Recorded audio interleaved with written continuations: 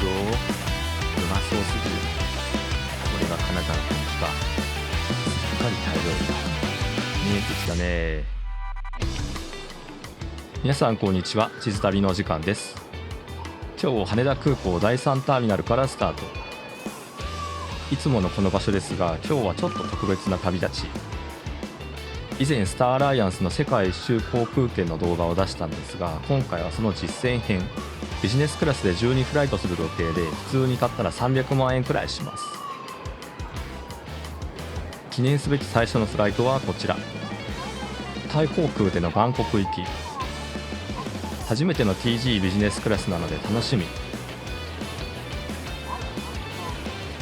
カウンターは向かって左側ですね。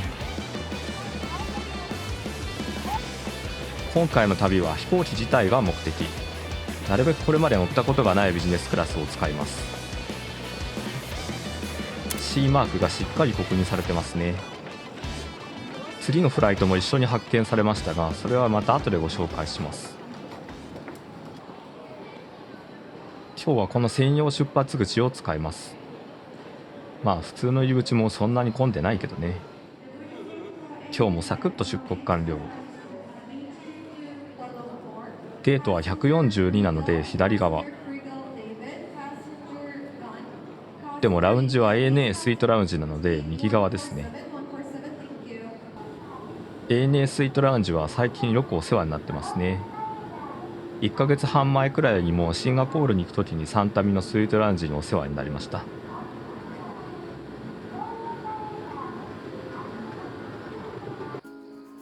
とりあえずシャワーから。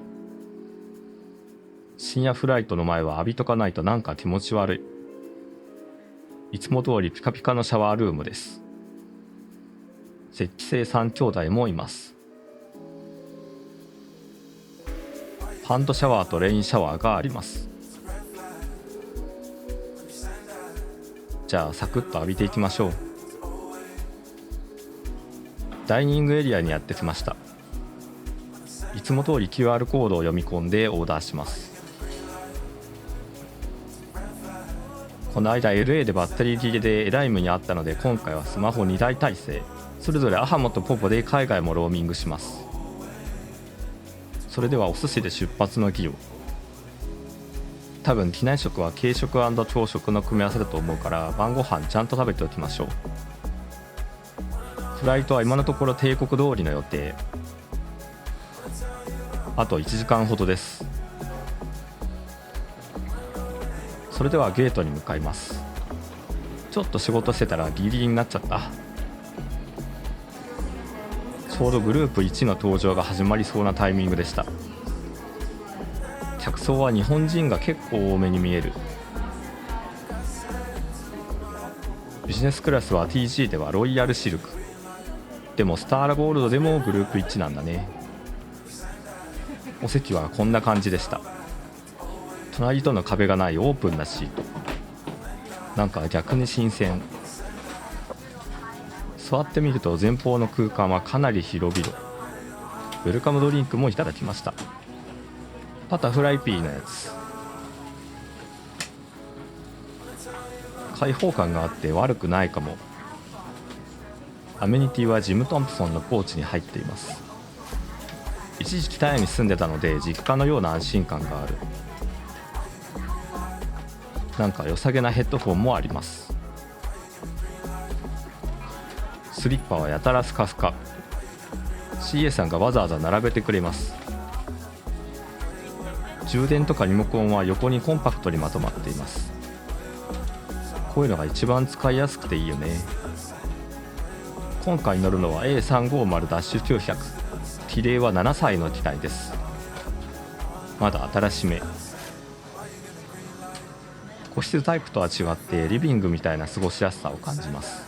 隣のお客さんとも軽くご挨拶してリラックス。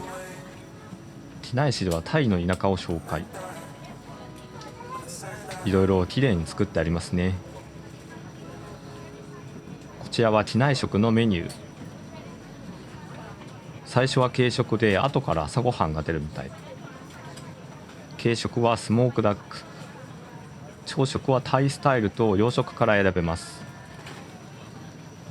ドリンクメニューもしっかり。オリエンタルドーンっていうオリジナルカクテルがあるみたい。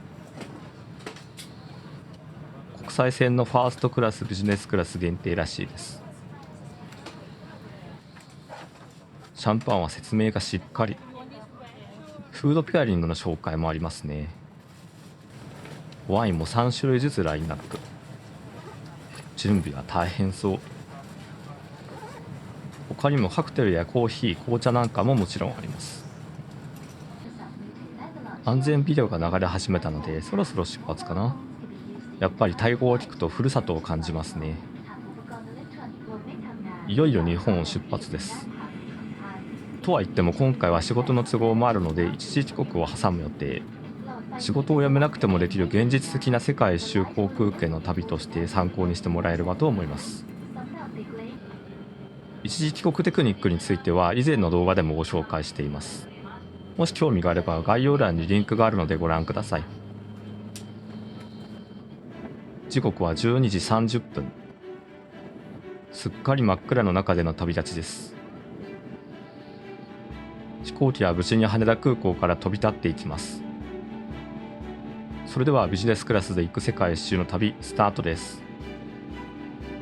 深夜フライトでこっそり旅立つのは地図旅っぽいですね。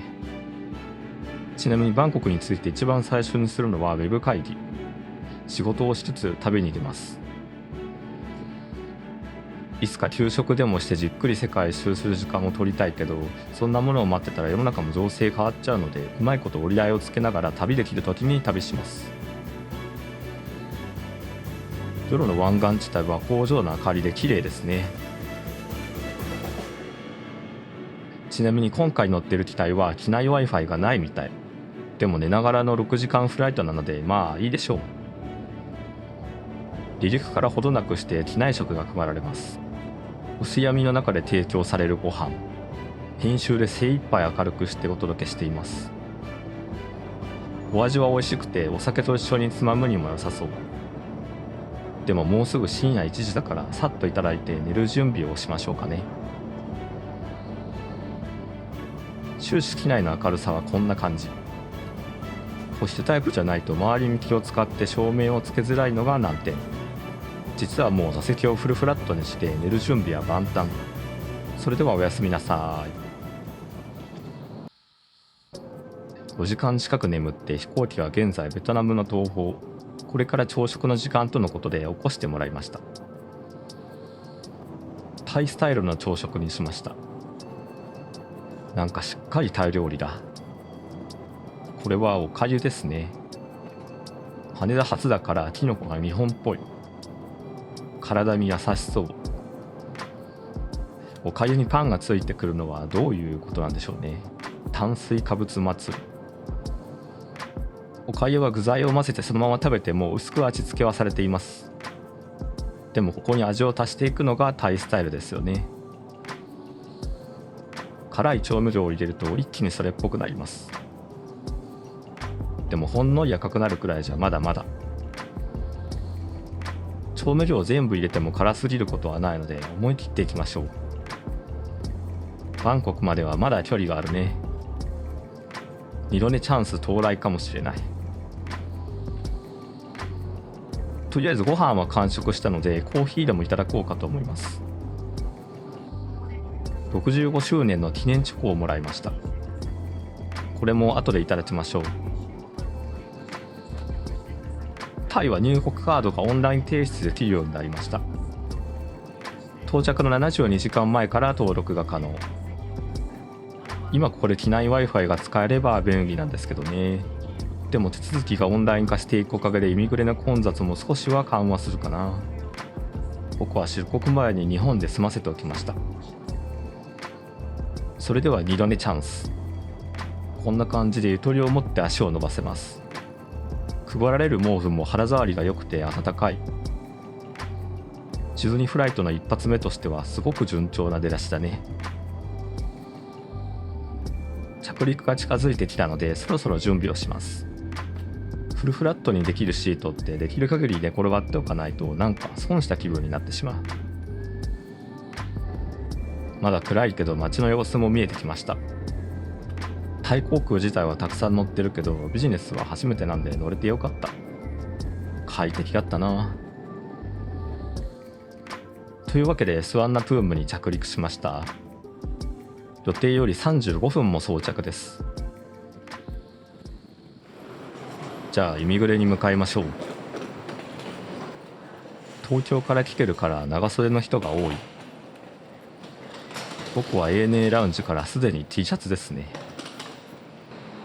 シャトルに乗ってターミナルの本館側に行かないといけません。綺麗な車内。とりあえずこの後は入国したらホテルに向かいます。無事にタイに入国完了です。この時間帯は1時間に数本くらいのフライトなんだな。ホテルまでグラブで運んでもらいます。マッチしたので乗り場に向かいましょう。スワンナプームのグラブのピックアップポイントは到着階の下のフロア。ドアを出たらサインが見えます。にしても湿度がすごいな。カメラのレンズが曇って幻想的に見えるグラブのピックアップポイント。なんと湿度 95%、 気温も25度あります。外はまだ真っ暗。ホテルに到着です。空港から15分くらいの距離にあるコートヤードバイマリオット。まだこの時間はロビーも静か。お部屋はこんな感じ。コートヤードとしては割とスタンダードな感じじゃないでしょうか。仕事もできそう。十分な広さと清潔さ。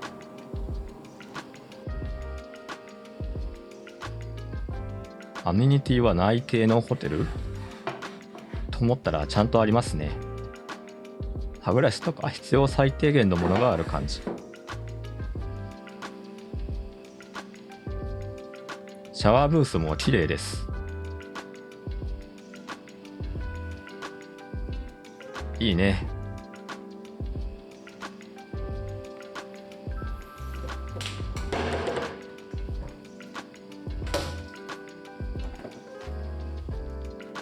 冷蔵庫はお水だけ。だけど安心感のあるチャーンのお水。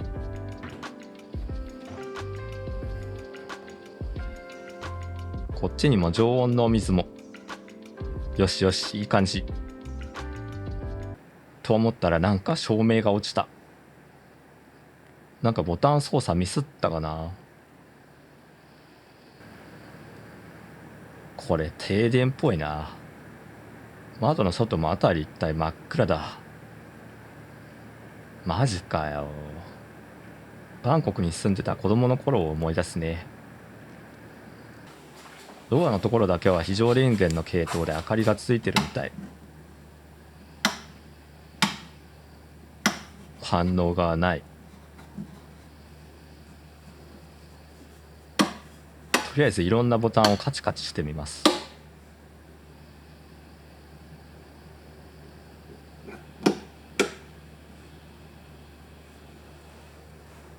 ダメですね。部屋は暗闇。危な。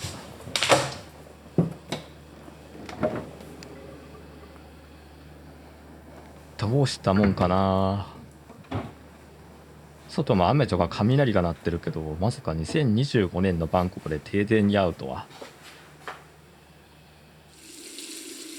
水は出る。お湯にはならない感じか。外も依然として真っ暗です。まあでもそのうち治るでしょう。ไม่เป็นไรな。やっぱりすぐ復旧しました。止まってたの10分くらいだったかな。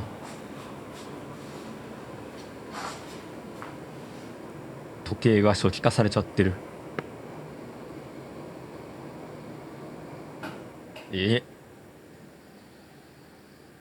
また停電ですね。不安定だな。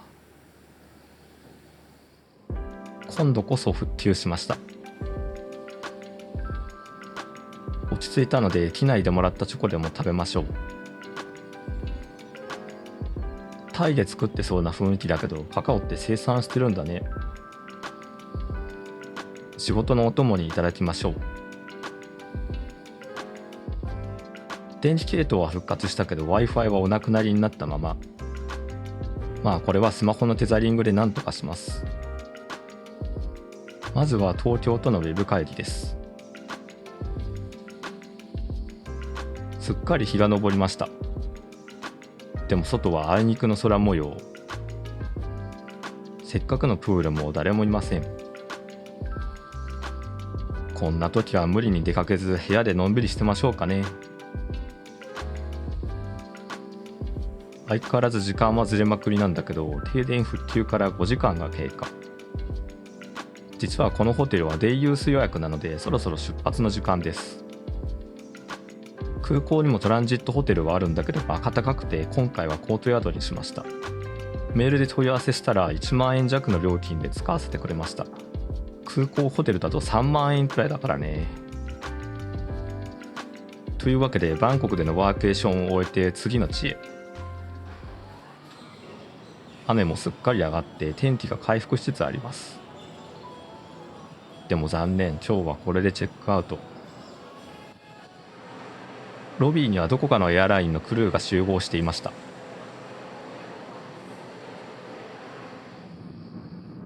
半日ぶりのスワンナプーム空港に戻ります。バンコクトランジットからの第2レグ。束の間のバンコクへの帰還でしたが、やっぱりいいですね。日本以外にもふるさとがあるって楽しい。この渋滞はほんとなんとかしてほしいけどね。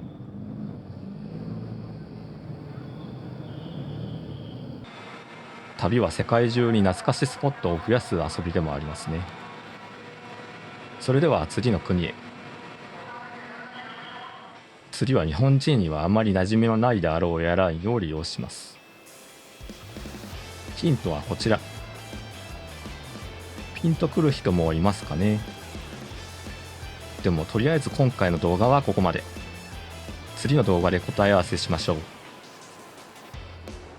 というわけで世界一周第1弾でした。それではまた次の旅でお会いしましょう。さようなら。